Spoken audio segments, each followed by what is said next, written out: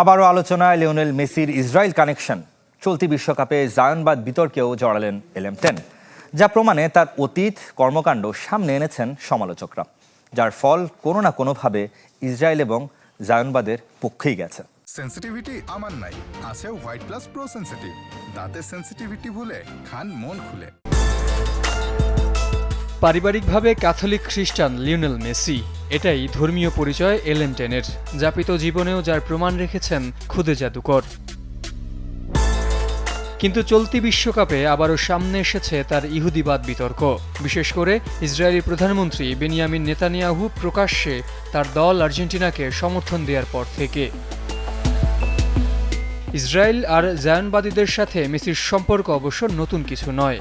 কখনো ইচ্ছায়, কখনো বা পেশাদারিত্বের খাতিরে অংশ নিয়েছেন এমন সব কার্যক্রমে যা দিন শেষে ইসরায়েল কিংবা উগ্র জায়নবাদীদের স্বার্থ পূরণ করেছে। 2011 সালের প্রথমবার বুয়েন্স আইরেসে একটি ইহুদি কমিউনিটির প্রচারণায় অংশ নেন মেসি। 1994 সালে বোমা হামলায় নিহত 85 জনকে স্মরণ ও ন্যায় বিচারের দাবিতে আয়োজন করা হয়েছিল সেই অনুষ্ঠান।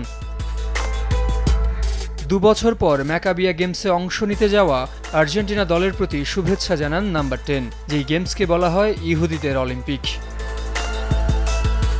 একই বছর বার্সেলোনার হয়ে পিস ট্যুরের অংশ হিসেবে ইসরায়েলে যান আর্জেন্টাইন অধিনায়ক।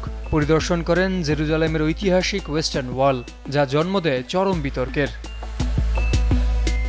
সেই ঘটনার জেরে 2016 সালে মিশরের একটি দাতব্য সংস্থায় নিজের বুট দান করার পরও তোপের মুখে পড়েন মেসি।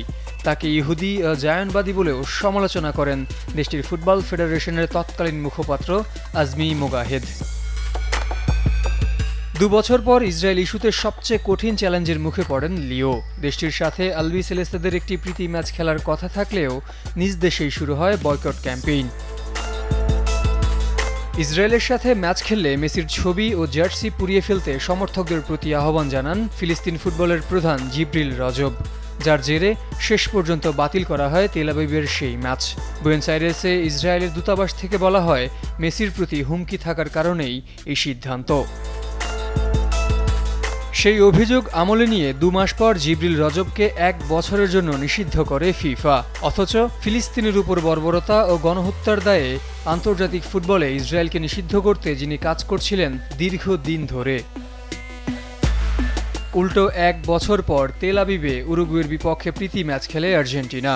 বিশ্বব্যাপী সমর্থকদের অনুরোধ উপেক্ষা সত্ত্বেও সেই ম্যাচে নেমেছিলেন মেসি, করেছিলেন 1 গোল।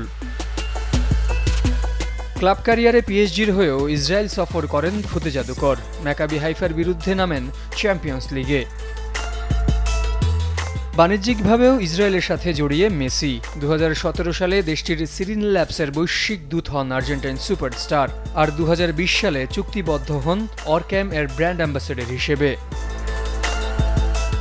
ইসরায়েল আর জায়নবাদ বিতর্ক সত্ত্বেও লিওকে ভালোবাসেন অনেক ফিলিস্তিনি।